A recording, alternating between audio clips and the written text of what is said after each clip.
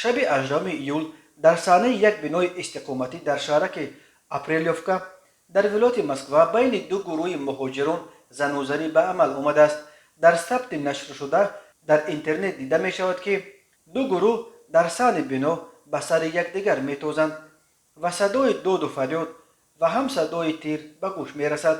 منبع خبرگزاری تاس در مقامات حفظ حقوق گفته است که در زنوزنی در اپریلیوفکا حدود 20 نفر اشتراک کرده در جریان مناقشه از کلتک و شیشه استفاده بردند.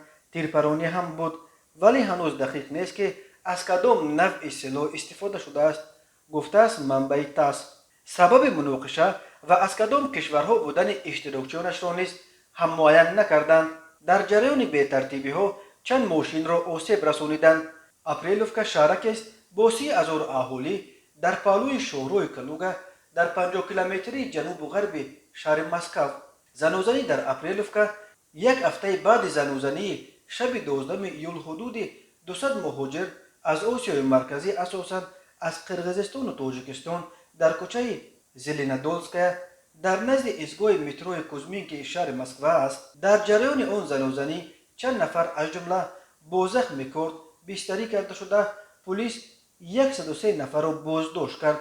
دادگاه نویه کوزمینک 48 نفر از اشتراکچیان زنوزنی را با جرم ویران کردن ترتیب گردی همایی به 15 روز حبس مأموری محکوم کرد.